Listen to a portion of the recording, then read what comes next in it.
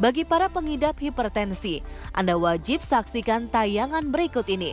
Dr. Cindiawati Pujiadi, spesialis gizi klinik bersama Dr. Gigi Tengku Anissa akan memberikan informasi ragam makanan yang layak dikonsumsi bagi orang hipertensi. Dan seperti apa cara mengolahnya? Yuk simak di segmen berikut ini. Nah dok, ngomongin soal hipertensi nih dok, tentunya berkaitan erat dengan pola hidup, terutama makanan. Iya. Nah, apalagi di usia muda ya dok, pasti doyan-doyan dan lagi suka-sukanya makan. Kira-kira makanan apa yang mesti diwaspadai agar kita tidak mengalami hipertensi? Iya, jadi sering kita kan kalau makan, aduh kurang asin, tambahin garam. Aduh kurang asin, tambahin garam. Sedangkan kebutuhan garam kita cuma 1 sendok teh per hari. Jadi sering pasien begitu datang, dok 1 sendok teh per hari, ya ampun kurang rasa dong. Ya itu sebetulnya kebutuhan normal kita. Jadi yang kita konsumsi sebagian besar itu tinggi garam. Jadi kita mesti hati-hati banget dengan asupan makanan yang tinggi garam. Dan biasa di makanan-makanan yang mungkin kita beli atau yang di restoran itu mungkin garamnya lumayan tinggi. Jadi memang kita mesti hati-hati ke situ untuk pemilihan makanannya tersebut. Nah yang lainnya adalah makanan yang bergoreng-goreng atau makanan yang mengandung lemak jenuh. Itu juga kita mesti hati-hati ya, karena itu berkontribusi terhadap resiko terjadinya kenaikan tekanan darah. Yang berikutnya berat badan. Jadi kalau makanan kita terlalu berlebihan kalorinya, kemudian kita jarang berolahraga, berat badan kita naik, resiko hipertensi kita juga akan makin meningkat. Jadi itu yang kita mesti perhatikan. Nah yang berikutnya lagi tentu saja asupan gula. Kalau kita gulanya berlebihan, kita beresiko juga kegemukan. Nah itu berkontribusi lagi ke arah resiko terjadinya hipertensi. Jadi tidak hanya urusan garam aja yang kita perhatikan, asupan gula juga, karena itu berhubungan dengan resiko kegemukan. Nah kegemukan berhubungan dengan resiko hipertensi. Nah dokter Cindy, jadi kalau seandainya makanan tadi itu bisa meningkatkan hipertensi, dan untuk orang-orang yang sudah terlanjur nih memiliki darah tinggi, apa saja sih kira-kira makanan yang harus diwaspadai agar hipertensinya tidak semakin meningkat? Ya, mari kita lihat sih makanan apa aja yang kita perlu konsumsi untuk menjaga tekanan darah kita. Yuk, udah saya siapkan. Yuk dok.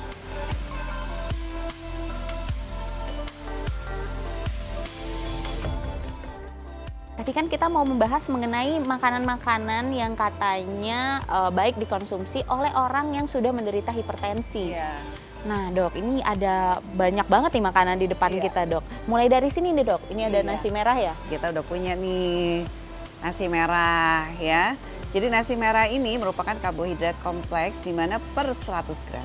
100 gram itu berapa? Sekitar 6 sendok makan rata. Itu mengandung sekitar 175 kalori dan 4 gram protein. Jadi kenapa kebutuhan karbohidrat kita beda-beda?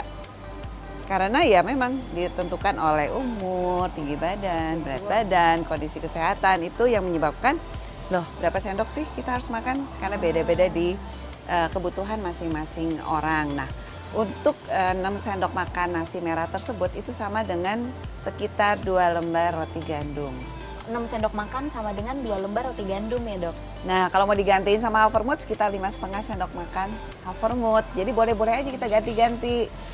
Kalau mau kentang sekitar 200-an gram kentang itu kalorinya mirip sama 6 sendok makan nasi tadi. Jadi silakan mau sumber karbohidratnya dari nasi merah, roti gandum, Havermout, kentang, silakan. Nasi putih gimana dok? Nah nasi putih 6 sendoknya sama, kalori sekitar 175 kalori, tapi kan seratnya kurang. Oke. Ya jadi kalau misalnya kamu nggak memungkinkan, nasi merahnya nggak ada, adanya nasi putih, ya silakan tambahkan sayur yang banyak. Supaya seratnya nambah, vitamin dan mineralnya juga nambah dari si nasi putih tersebut yang ditambahkan sayur. Nah, selanjutnya dok? Sumber protein. Nah ini kan ada sepotong ayam ya. Sebaiknya memang sumber protein itu kita pilih yang rendah lemak. Misalnya kalau ayam, dada buang kulit. Mau dari ikan silakan, dari telur, dari kacang-kacangan, dari tahu atau tempe, itu boleh silakan. Jadi sekitar 40 gram si ayam ini mengandung sekitar 90-95 kalori. Ya, mau dari ikan juga segitu kurang lebih. Kalau daging kalori yang mirip itu kurang lebih di 35 gram. Jadi ya hampir mirip seperti itu ya. Nah, ini juga bisa digantikan dengan sumber protein lainnya. Misalnya tahu 2 potong atau tempe 2 potong atau kacang-kacangan sekitar 25 gram atau 1 genggam. Silakan.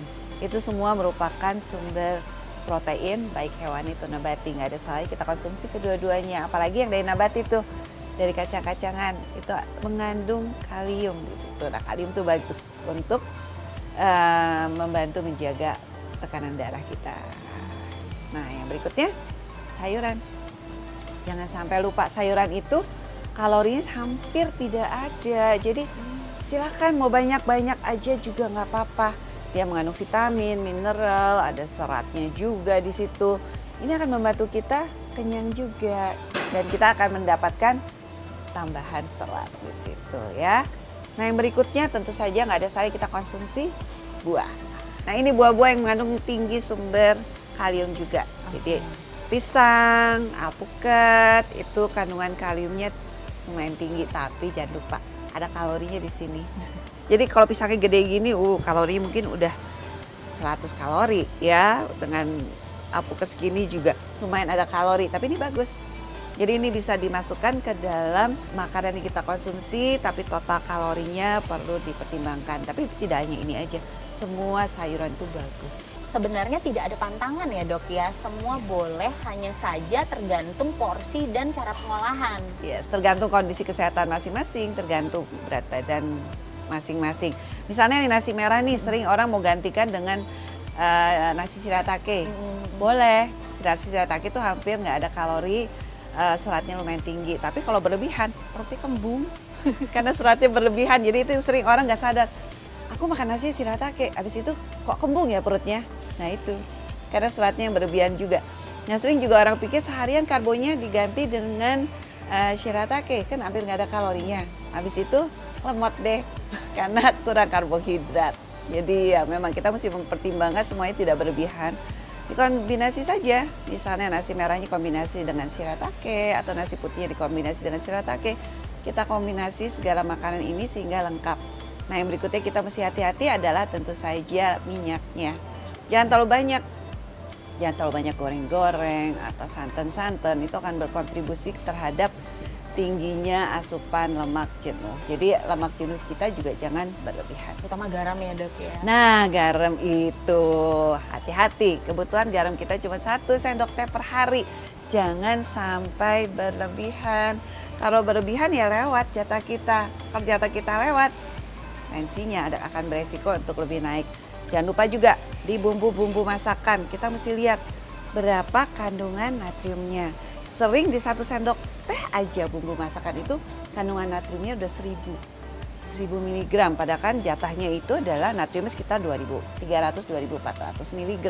Jadi tidak boleh terlalu berlebihan. Kita mesti jaga dan kita lihat juga dari bumbu-bumbu yang kita pakai. Dokter Cindy, jadi apa nih tipsnya buat pemirsa di rumah yang mungkin beresiko tinggi hipertensi ataupun yang sudah mengalami hipertensi? Nomor 1 tentu saja garam. Kebutuhan garam kita kan cuma 1 sendok teh per hari. Yang berikutnya tentu saja air putih, jangan lupa. Kebutuhan kita akan cairan sekitar 8 gelas per hari.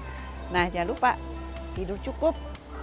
Kalau misalnya kita tidurnya kurang, tensinya cenderung naik juga. Jadi sekitar 6-8 jam per hari kita tidur cukup, kemudian berolahraga rutin. Jangan lupa bisa jogging, mau sepeda, mau berenang, didukung sama latihan otot, resistance training. Itu akan membantu kita menjaga kebugaran kita, menjaga lemak tubuh kita lebih rendah. Nah pemirsa, itulah dia tadi bincang saya bersama Dr. Cindy, spesialis gizi klinik. Semoga pemirsa di rumah mendapatkan manfaat dari informasi Dr. Cindy hari ini. Terima kasih banyak dokter. Sama-sama. Saya Dr. Tengku Anissa dan Dr. Cindy, spesialis gizi klinik untuk Hidup Sehat Plus.